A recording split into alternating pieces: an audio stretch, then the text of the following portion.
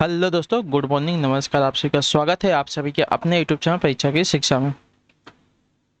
I hope कि आप सभी अच्छे हैं। आपकी जो तैयारी है अच्छे तरीके से चल रही थी। जो बच्चे क्लास में फर्स्ट टाइम है, पहली बार नए हैं, उन सबको बता दें हमारे चैनल पर जो आपकी यूपी पुलिस री एग्जाम 2024 की जो आपकी तैयारी साथ ही रेगुलर बेसिस पर करवाई जाए, तो जिसे भी तैयारी पूरी करनी है, कंप्लीट करनी है, चैनल को सब्सक्राइब करके हमारे साथ जुड़ जाएंगे और उसके बगल में जो बेल आइकन दिया गया है उसको ऑन कर लेंगे साथियों। ठीक है। क्लास का समय जीके जीएस की क्लास जो है सुबह 10 बजे। इसके बाद जो आपकी देखिए रीजनिंग की जो क्लास है दोपहर को 2 बजे आपको देखने को मिलती है। और आपकी हिंदी की क्लासेस शाम को 7 बजे हमारे चैनल पर देखने को मिलती है। क्लासेस का जो शेड्यूल है आपको याद करके रखना है। इसी टाइम पर क्लासेस से जुड़ना, अपनी तैयारी को जो है पूरा और कंप्लीट करना है। बाकी अगर आपका और कोई डाउट है, कोई क्वेश्चन है, कोई क्वेरी है, तो आप हमारे इंस्टाग्राम पर पूछ सकते हैं। परीक्षा के शिक्षण को इंस्टाग्राम का पेज का जो लिंक है नीचे डिस्क्रिप्शन में मिल जाएगा। वहीं पर आपको देखिए टेलीग्राम चैनल का भी लिंक मिलेगा परीक्षा के शिक्षण नाम का, नीचे डिस्क्रिप्शन में। तो यहाँ पे हमें जाकर आप क्या करेंगे, ज्वाइन करेंगे टेलीग्राम चैनल पर। आपको क्या डेली बेसिस पे जो क्लास का अपडेट है वो दिया था, जो आपका एग्जाम का अपडेट होगा वो भी आपको यहाँ पे दिया था। आप लोग यहाँ से जुड़े हैं तो आपको कोई भी अपडेट जो है क्लास के रिगार्डिंग क्या होगा साथियों, मिस नहीं होगा। ठीक है। तो चलिए क्लास से स्टार्ट करेंगे।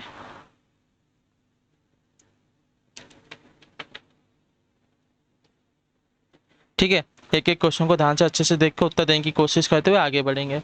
चलिए पहला क्वेश्चन देखते हैं आपका क्या दिया गया है। पहला नंबर है, भारतीय भाषाओं के संरक्षण एवं विकास हेतु हिंदुस्तानी अकेडमी कहाँ स्थित है, बताइए। भारतीय भाषाओं के संरक्षण एवं विकास हेतु जो है हिंदुस्तानी अकेडमी कहाँ पर स्थित है? प्रयागराज में, वाराणसी में, लखनऊ में या गोरखपुर में? तो आपकी स्थित है साथियों प्रयागराज में। जो आपका ए ऑप्शन देगा आपका राइट आंसर है। हिंदुस्तान एकेडमी की स्थापना आपकी 1927 में हुई थी। इसका मुख्यालय आपका प्रयागराज में स्थित है। ठीक है। हिंदी व उसकी सहयोगी भाषाओं को समृद्ध व लोकप्रिय बनाने में एकेडमी का जो है योगदान अविस्मरणीय है। ठीक है। चलिए अगले क्वेश्चन पर बढ़ेंगे। आपका है दूसरा नंबर, क्या दिया गया है, निम्नलिखित में से कौन अरुणाचल प्रदेश की राजधानी है, बताइए। अरुणाचल प्रदेश की राजधानी कौन सी है? ईटानगर, शिलोंग, दिसपुर या आइजोल? तो अरुणाचल प्रदेश की राजधानी की बात की जाएगी तो आपका राइट आंसर हो जाएगा साथियों ईटानगर। जो आपका ए विकल्प देगा साथियों आपका राइट आंसर होगा। ठीक है, क्लियर हो गया इसका। अरुणाचल प्रदेश की राजधानी आपकी ईटानगर हो जाएगी। अगला प्रश्न आपका है तीसरा नंबर, बताने की कोशिश कीजिएगा, सही उत्तर क्या होगा। शास्त्रीय नृत्य ओडिसी किस प्रदेश का नृत्य है, बताइए।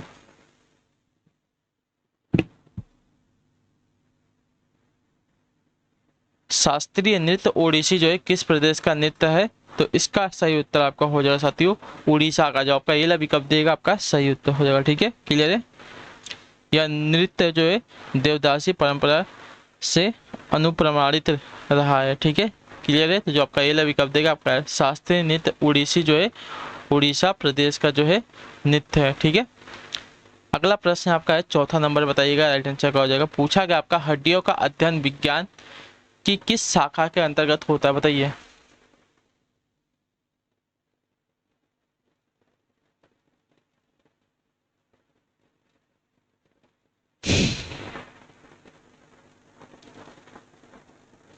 तो इसका राइट आंसर हो सकते हो ऑस्टियोलॉजी के अंतर्गत। जो आपका डी विकल्प देगा आपका सही उत्तर होगा। ठीक है।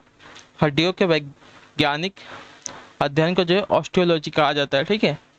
सेरोलॉजी जो है सीरम और शरीर के अन्य तरल पदार्थों का वैज्ञानिक अध्ययन होता है। ठीक है। और ऑस्टियोलॉजी जो है हड्डियों का अध्ययन होता है। अगला प्रश्न आपका है पांचवा नंबर। पूछा गया आपका चौरी चौरा कांड का संबंध उत्तर प्रदेश के किस जनपद से है, बताइए। चौरी चौरा कांड का संबंध जो उत्तर प्रदेश के किस जनपद से है? तो इसका राइट आंसर आपका हो जाती हो गोरखपुर जनपद से। जो आपका सी विकल्प देगा आपका राइट आंसर। ठीक है। 5 फरवरी 1922 को जो है संयुक्त प्रांत के गोरखपुर जिले में जो है चौरी चौरा नामक स्थान पर जो है यह घटना घटी थी। ठीक है। इस घटना के बाद जो है गांधी जी ने असहयोग आंदोलन स्थगित कर दिया। ठीक है।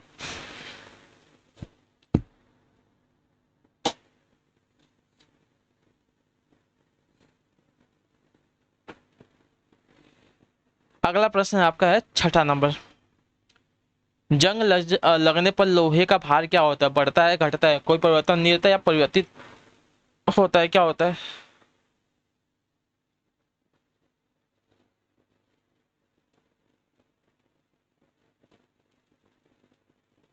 जंग लगने पर लोहे का भार क्या होता है? तो जंग लगने पर लोहे का भार क्या होता है साथियों? बढ़ता है। जो आपका एल विकल्प देगा आपका सही उत्तर होगा। ठीक है, क्लियर है। जंग लगने पर लोहे का भार बढ़ जाता है क्योंकि लोहे का भार जो है ऑक्सीजन के भार के बराबर बढ़ जाता है जो लोहे में मिश्रित हो जाती है। ठीक है, चलिए अगले क्वेश्चन को बढ़ेंगे। आपका है 7वां नंबर। क्या है? सीवी रमन को जो है किस क्षेत्र में कार्य करने के लिए नोबेल पुरस्कार प्रदान किया गया था? बताइए। सीवी रमन को जो है किस क्षेत्र में कार्य करने के लिए नोबेल पुरस्कार प्रदान किया गया था? रेडियोधर्मिता की, क्रायोजेनिकी की या ध्वनि मापी की या प्रकाश प्रकीर्णन की? तो इसका राइट आंसर आपका हो जाएगा साथियों प्रकाश प्रकीर्णन। जो आपका डी विकल्प देगा आपका राइट आंसर होगा। ठीक है, क्लियर सबको यहाँ तक? जो आपका दिया गया डी विकल्प आपका राइट आंसर हो जाएगा प्रकाश प्रकीर्णन। खोज के लिए जो है सीवी रमन को जो है वर्ष 1930 में भौतिकी का नोबेल पुरस्कार जो है प्रदान किया गया था। ठीक है, रमन जो है भौतिकी का नोबेल पुरस्कार प्राप्त करने वाले एशिया के प्रथम व्यक्ति थे। ठीक है, चलिए अगला है आपका 8वां नंबर प्रश्न। बताइएगा राइट आंसर क्या हो जाएगा। सिलाई मशीन का आविष्कार निम्न में से किसने किया है? बताइए। सिलाई मशीन का आविष्कार निम्न में से किसने किया है? तो इसका सही उत्तर आपका हो जाएगा साथियों आइजैक सिंगर ने। जो आपका डी विकल्प देगा आपका राइट आंसर हो जाएगा। ठीक है, सिलाई मशीन का आविष्कारक आपके यहाँ पे आइजैक सिंगर है। क्लियर है, चलिए अगला प्रश्न है आपका है क्वेश्चन नंबर 9। बताने की कोशिश करेंगे साथियों right answer. Computer operating system में बूट स्ट्रैप क्या है? बताइए। कंप्यूटर ऑपरेटिंग सिस्टम में बूट स्ट्रैप क्या है? तो देखिए कंप्यूटर ऑपरेटिंग सिस्टम में बूट स्ट्रैप आपका होता है अन्य आंकड़ों तथा प्रोग्राम को लोड करने वाला लघु प्रोग्राम जो फिर रैम में एग्जीक्यूट होता है। ठीक है, क्लियर है। जो आपका सील ऑप्शन देगा साथियों आपका राइट आंसर होगा। ठीक, क्लियर सर को। ऑपरेटिंग सिस्टम में आपका एक बूट स्ट्रैप क्या होता है? तो देखिए ऑपरेटिंग सिस्टम का तो computer operating system boot strap क्या होता है? तो अन्य आंकड़ों तथा प्रोग्राम को लोड करने वाला एक लघु प्रोग्राम जो कि फिर रैम में एग्जीक्यूट हो जाता है। ठीक है, तो उसको जो है बूट स्ट्रैप कहते हैं। चलिए अगले क्वेश्चन पढ़ेंगे। आपका है क्वेश्चन नंबर 10। बताने की कोशिश करेंगे सही उत्तर क्या हो जाएगा। उत्तर प्रदेश में आरक्षी नागरिक पुलिस एवं आरक्षी प्रादेशिक आर्म कांस्टेबुलरी पदों के लिए महिला अभ्यर्थी की न्यूनतम वजन कितनी होनी चाहिए? बताइए। तो इसका राइट आंसर हो जाएगा साथियों कम से कम 40 केजी। ठीक है, जो आपका दिया गया यहाँ पे ए वाला विकल्प आपका राइट आंसर होगा। ठीक है, क्लियर है। उत्तर प्रदेश में आरक्षी नागरिक पुलिस एवं आरक्षी प्रादेशिक आर्म्ड कांस्टेबुलरी पदों के लिए महिला अभ्यर्थी की न्यूनतम वजन जो है कम से कम जो है 40 केजी की होनी चाहिए, 40 किलोग्राम। ठीक है, चलिए अगला प्रश्न आपका देखा जाएगा। क्वेश्चन नंबर है 11। बताने की कोशिश करेंगे आपका राइट आंसर का। Your best day is today. ठीक है, your best day is today के लेखक कौन है? तो इसके लेखक आपके अनुपम खेर हैं। जो आपका दिया गया यहाँ पे बी विकल्प आपका सही उत्तर होगा। ठीक है, क्लियर सर को। Your best day is today इसके लेखक आपके अनुपम खेर जी हैं। अगला प्रश्न आपका है क्वेश्चन नंबर 12। बताइएगा राइट आंसर का। भारतीय फुटबॉल की निम्नलिखित में से किस राष्ट्रीय प्रतियोगिता का आरंभ जो 1945 में हुआ? बताइए। भारतीय फुटबॉल की निम्नलिखित में से किस राष्ट्रीय प्रतियोगिता का आरंभ जो आपका 1945 में हुआ था? तो इसका सही उत्तर आपका हो जाएगा साथियों DCM कप का। ठीक है, जो आपका दिया गया यहाँ पे सी वाला विकल्प आपका आंसर है दिल्ली क्या देगा? Delhi cloth mills cup. ठीक है, दिल्ली क्लॉथ मिल्स कप का प्रारंभ आपका वर्ष 1945 में हुआ था। ठीक है, भारतीय football Delhi cloth mills cup का जो प्रारंभ है राष्ट्रीय प्रतियोगिता का जो प्रारंभ आपका वर्ष 1945 में होगा। ठीक है, DCM कप तक। चलिए यह भारत में सबसे प्रतिष्ठित फुटबॉल टूर्नामेंट में से एक था। ठीक है, अगले क्वेश्चन पे बढ़े। आपका है 13 नंबर। क्या दिया गया है? शतपथ ब्राह्मण और तैत्रीय ब्राह्मण किसके जो है मूल ब्राह्मण मूलपात? बताइए। शतपथ ब्राह्मण और तैत्रीय ब्राह्मण जो है किसके ब्राह्मण मूलपात हैं? तो इसका सही उत्तर आपका हो जाएगा साथियों यजुर्वेद के। जो आपका बीला विकल्प देगा साथियों आपका आंसर। शतपथ ब्राह्मण एवं तैत्रीय ब्राह्मण जो यजुर्वेद के ब्राह्मण मूलपात हैं। क्लियर है, चलिए अगले क्वेश्चन पे तब बढ़ेंगे, उत्तर देने की कोशिश करेंगे। आपका 14 नंबर उत्तर दीजिएगा राइट आंसर का। भारत भारत विश्व का विशालतम लोकतांत्रिक प्रजातंत्र, इसकी प्रथम लोकसभा कब आयोजित की गई थी बताइए।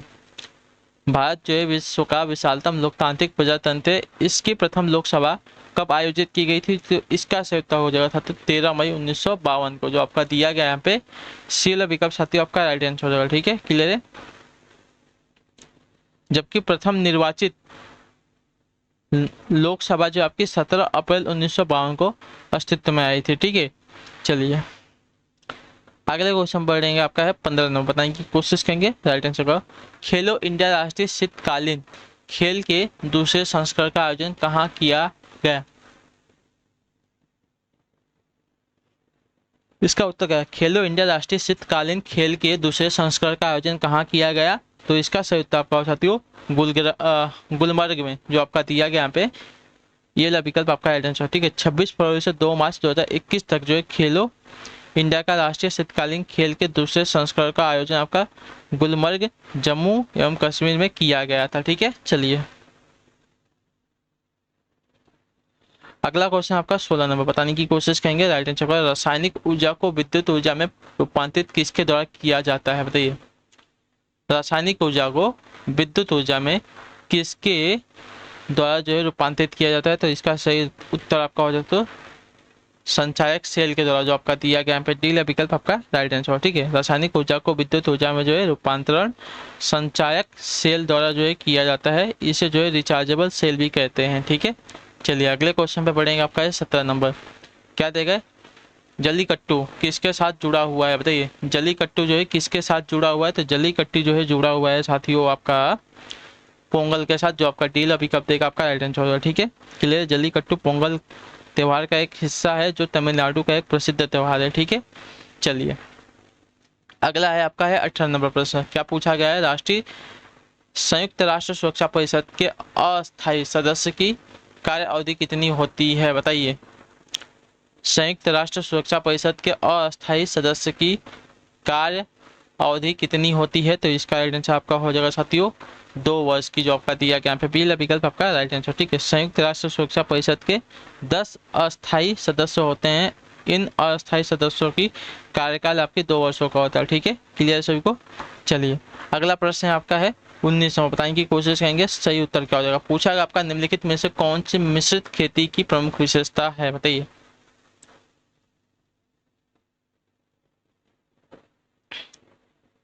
मिश्रित खेती की विशेषता क्या होती है, तो मिश्रित खेती की विशेषता होती है कि पशुपालन और फसल उत्पादन को एक साथ करना। ठीक है, इसको जो है मिश्रित खेती कहते हैं, जो आपका दिया गया यहाँ पे सी विकल्प आपका राइट आंसर होगा। ठीक है, क्लियर हो इसके बारे में। भूमि के उसी टुकड़े पर एक साथ 2 या 2 से अधिक फसलों को उगाने की पद्धति आपकी मिश्रित फसल कहलाती है, जबकि फसलों को उत्पादन के साथ साथ पशुपालन करना मिश्रित खेती या मिश्रित खेती भी कहलाती है। ठीक है, इतना याद रखिएगा।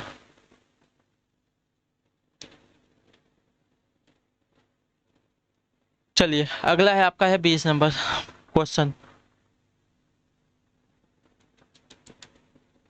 पूछा गया आपका विश्व का चौथा सबसे बड़ा महाद्वीप कौन सा है। ठीक है, विश्व का चौथा सबसे बड़ा महाद्वीप कौन सा है, तो विश्व का चौथा सबसे बड़ा महाद्वीप आपका जो है दक्षिणी अमेरिका है, जो आपका दिया गया है सी विकल्प आपका सही उत्तर होगा। ठीक है, चलिए चौथा सबसे बड़ा महाद्वीप आपका जो है विश्व का दक्षिणी अमेरिका हो जाएगा। अगले क्वेश्चन पे बढ़ेंगे। आपका है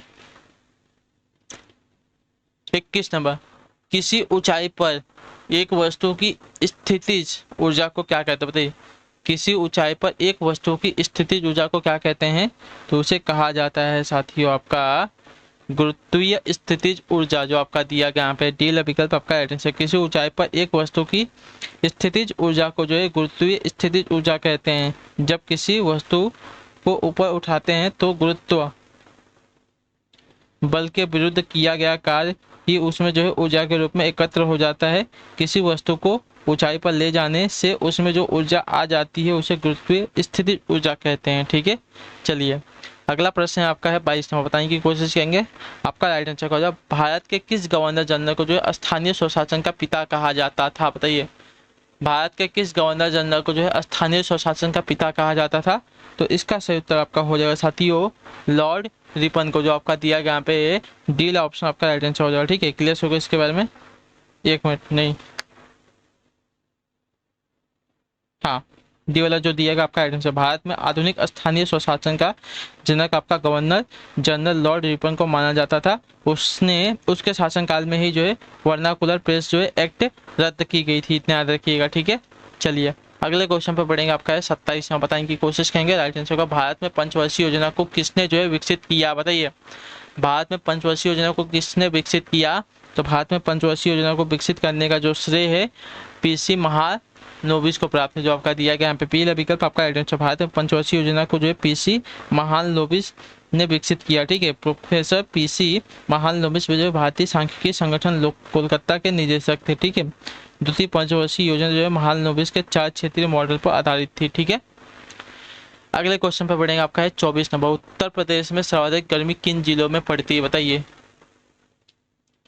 उत्तर प्रदेश में सर्वाधिक गर्मी जो है किन जिलों में पड़ती है? तो इसका सही उत्तर आपका हो जाएगा साथियों आगरा व झांसी में, जो आपका सी विकल्प देगा आपका राइट आंसर हो जाएगा। ठीक है, क्लियर हो इसके बारे में? उत्तर प्रदेश में सर्वाधिक गर्मी जो है आगरा व झांसी में जो है, और सबसे कम आपका बरेली में पड़ती है। ठीक है, अगला प्रश्न आपका है 25वां, बताने की कोशिश करेंगे। राइट आंसर होगा भारत के किस नगर को जो है भारत की सिलिकॉन वैली कहा जाता है? बताइए, भारत के किस नगर को जो है भारत की सिलिकॉन वैली कहा जाता है? तो इसका राइट आंसर आपको हो बेंगलुरु को, जो आपका एल विकल्प देगा आपका राइट आंसर होगा। ठीक है, कर्नाटक की राजधानी बेंगलुरु को जो है भारत की सिलिकॉन वैली के नाम से जाना जाता है। ठीक है, इस शहर को जो है भारत की सूचना प्रौद्योगिकी की राजधानी भी कहा जाता है। ठीक है, इतना याद रखिएगा। अगले क्वेश्चन पे बढ़ेंगे। आपका है 26वां, बताने की कोशिश करेंगे। आपका राइट आंसर क्या होगा? दक्षेस यानी कि दक्षिण एशियाई क्षेत्रीय सहयोग संघ का प्रथम सम्मेलन कहाँ हुआ था? बताइए, दक्षेस का जो है प्रथम सम्मेलन कहाँ हुआ था? तो इसका सही उत्तर आपका हो तो ढाका में, जो आपका दिया गया पे डी विकल्प आपका राइट आंसर। ठीक है, दक्षेस का मुख्यालय आपका काठमांडू नेपाल में स्थित है। सार्क का जो प्रथम शिखर सम्मेलन वर्ष आपका 1985 में ढाका यानी कि बांग्लादेश में हुआ था, इतना याद रखिएगा। ठीक है, क्लियर है? दक्षेस यानी कि दक्षिण एशियाई क्षेत्रीय सहयोग संगठन, जिसको जो है इंग्लिश में सार्क के नाम से प्रसिद्ध है। ठीक है, चलिए अगले क्वेश्चन पर पढ़ेंगे। आपका है 27 नंबर, क्या रहेगा? किस बैंक की सहायता से जो है उत्तर प्रदेश वानिकी योजना की शुरुआत आपकी 19 मार्च 1998 में की गई? बताइए,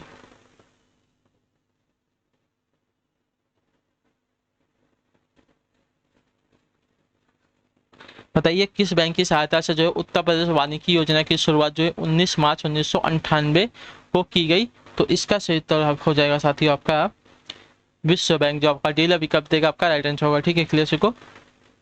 विश्व बैंक की सहायता से जो उत्तर प्रदेश वानिकी योजना की शुरुआत आपकी 19 मार्च 1998 को की गई।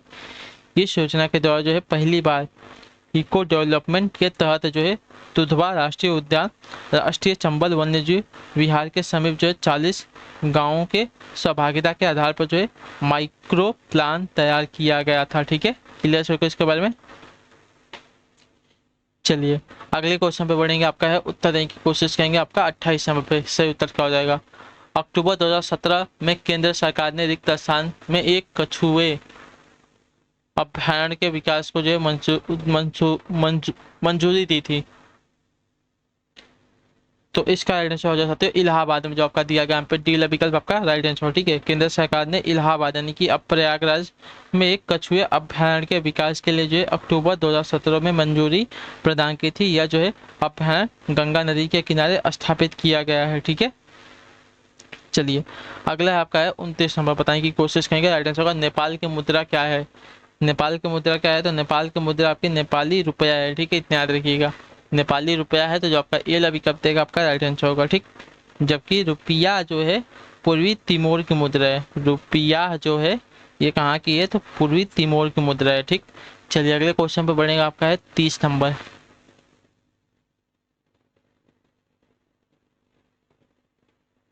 भारत का केंद्रीय औषधि अनुसंधान संस्थान कहाँ पर स्थित है?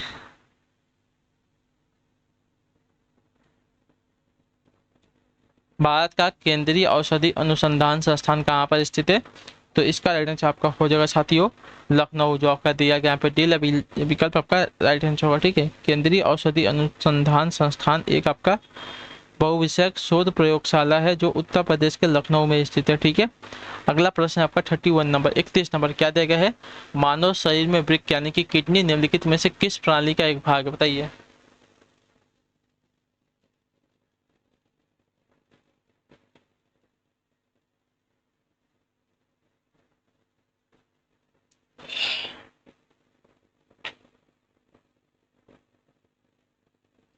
तो इसका सही उत्तर आपका हो जाएगा साथियों मानव शरीर में वृक्क यानी कि किडनी जो है निम्नलिखित में से किस एक प्रणाली का भाग है? तो आपका राइट आंसर साथियों वस्त यानी कि मूत्र संबंधी से जो आपका दिया गया है ये विकल्प आपका राइट आंसर हो जाएगा। ठीक है, वृक्क या किडनी जो है उत्सर्जन तंत्र का एक महत्वपूर्ण अंग है। वृक्क जो है मूत्र का फिल्ट्रेशन करता है तथा रक्त में पीएच का नियंत्रण करता है। वृक्क पोषक तत्वों के अधिशेष भाग का निष्कासन करता है तथा रक्त के पराशरण दाब को जो है नियंत्रित करता है। ठीक है, चलिए किडनी किससे संबंधित है? वस्त यानी कि मूत्र संबंधी से। अगला है आपका 32 नंबर, किसान सेवा रथ को जो है कब से प्रारंभ किया गया? बताइए, किसान सेवा रथ को जो है कब से प्रारंभ किया गया? तो किसान सेवा रथ को जो है प्रारंभ किया गया था आपका वर्ष 2010 से 2011 के बीच में, जो आपका डी विकल्प देगा आपका राइट आंसर। ठीक है, किसान रथ योजना उत्तर प्रदेश में दूर के किसानों को जानकारी उपलब्ध कराने हेतु जो है वर्ष 2010-11 में प्रारंभ की गई थी। अगला है आपका है 33 नंबर का देगा, पूछा गया आपका वर्तमान में केंद्रीय जांच ब्यूरो यानी कि सीबीआई डायरेक्टर कौन है? बताइए, वर्तमान में केंद्रीय जांच ब्यूरो यानी कि सीबीआई डायरेक्टर कौन है? तो इसका राइट आंसर आपका और साथियों सुबोध कुमार जायसवाल, जो आपका दिया गया यहाँ पे भी विकल्प आपका राइट आंसर। वर्तमान में केंद्रीय जांच ब्यूरो यानी कि सीबीआई डायरेक्टर आपके सुबोध कुमार जायसवाल जी हैं। ठीक है, क्लियर है। चलिए अगले क्वेश्चन पे तक बढ़ेंगे, आपका है 34 नंबर। निम्न में से कब जो है सिकंदर लोदी का मकबरा बना था? बताइए, कब जो है सिकंदर लोदी का मकबरा बना था?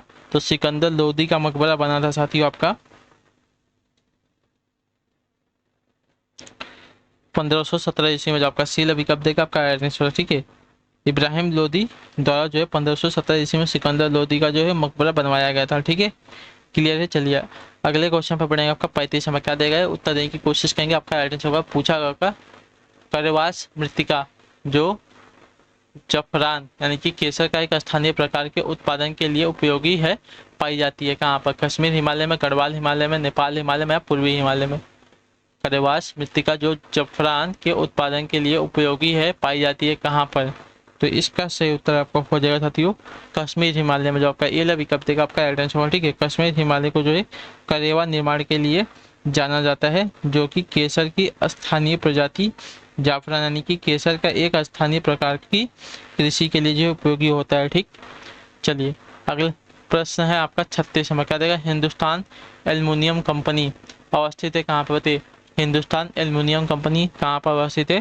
तो हिंदुस्तान एल्युमिनियम कंपनी आपका अवस्थित है साथियों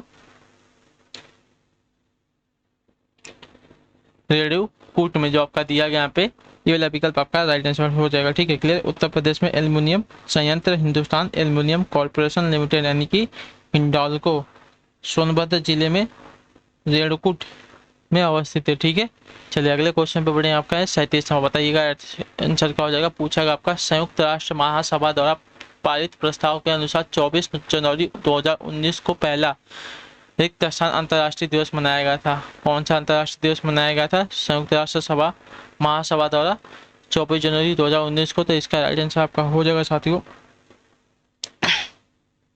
शिक्षा अंतर्राष्ट्रीय दिवस, जो आपका दिया गया यहाँ पे बी विकल्प आपका राइट आंसर होगा। ठीक है, संयुक्त राष्ट्र संघ महासभा द्वारा